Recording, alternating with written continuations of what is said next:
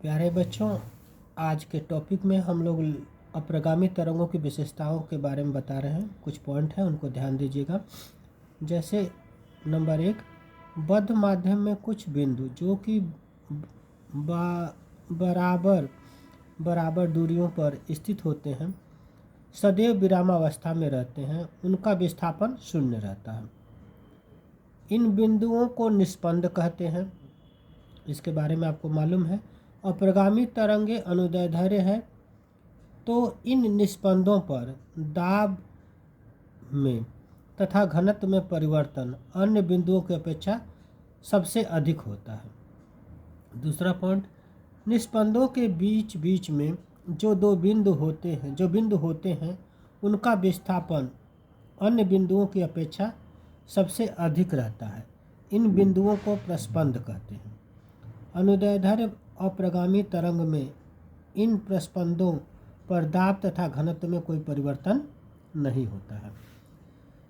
तीसरा पॉइंट है, दो पास के निस्पंदों अथवा दो पास वाले प्रस्पंदों के बीच की दूरी λ/2 होती है। एक निस्पंद तथा उसके पास वाले प्रस्पंद के बीच की दूरी λ/4 होती है। चौथा पॉइंट है, निस्पंदों को छोड़कर माध्यम के सभी बिंदु कंपन करते हैं, परंतु कंपन का आयाम एक बिंदु से दूसरे बिंदु पर भिन्न होता है। निस्पंदों पर यह शून्य तथा प्रस्पंदों पर अधिकतम होता है, आयाम अधिकतम होता है। दो निस्पंदों के बीच के सभी बिंदु एक ही कला में कंपन करते हैं। वे साथ साथ अपनी अधिकतम विस्थापन की स्थिति में पहुंचते हैं और साथ साथ अपनी साम्यावस्था से गुजरते हैं। अगला पॉइंट है, किसी क्षण किसी निस्पंद के एक ओर के बिंदुओं की कला उसके दूसरी ओर के बिंदुओं की कला से विपरीत होती है। माध्यम के सभी बिंदु एक आवर्तकाल में 2 बार एक साथ अपनी साम्यावस्था से गुजरते हैं। 2 बार अप्रगामी तरंग एक सीधी रेखा का रूप लेती है।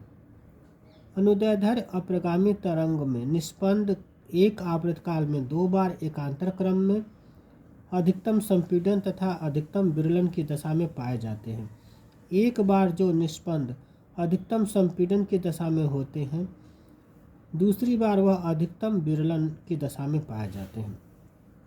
आखिरी पॉइंट है, अप्रगामी तरंग माध्यम में आगे नहीं बढ़ती बल्कि अपने ही स्थान पर स्थिर रहकर फैलती व सिकुड़ती है। इसमें प्रगामी तरंग की तरह माध्यम में आगे नहीं बढ़ते हैं। इस तरंग द्वारा ऊर्जा एक स्थान से दूसरे स्थान तक नहीं जाती, इसी कारण इसे अप्रगामी तरंग कहते हैं। तो यह अगला जो है, ध्वनि स्रोत के मूल स्वरक, अधिस्वरक तथा सन्नादि के विषय में है। तो स्वर जो है क्या कहलाता है? जब किसी ध्वनि स्रोत से उत्पन्न ध्वनि में अनेक आवृत्तियों की ध्वनि मिश्रित होती है तो इस ध्वनि को स्वर कहते हैं। स्वर समझ में आया? जो मिश्रित ध्वनि होगी वो स्वर कहलाती है। स्वरक, किसी स्वर में केवल एक आवृत्ति होती है तो इसे स्वरक, इंग्लिश में इसे टोन कहते हैं। अगला है मूल स्वरक। मूल स्वरक या फंडामेंटल टोन जो मूल है, न्यूनतम आवृत्ति के स्वरक को मूल स्वरक कहते हैं। मूल स्वरक की आवृत्ति को मूल आवृत्ति कहते हैं।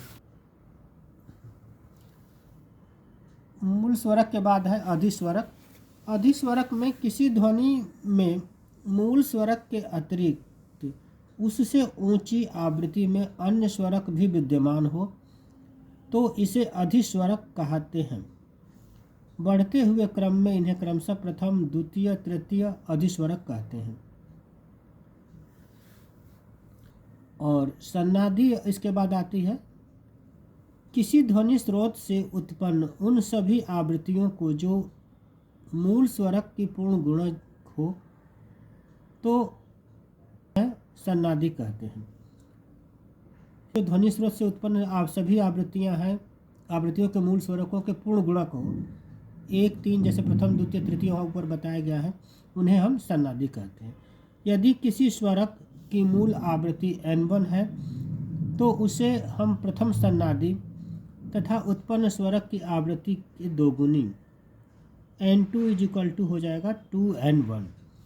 इसी प्रकार nवें सन्नादि की आवृत्ति n × n1 होगी। यदि n सम संख्या है तो इन्हें सम सन्नादि, यदि n विषम है तो उन्हें हम विषम सन्नादि कहते हैं।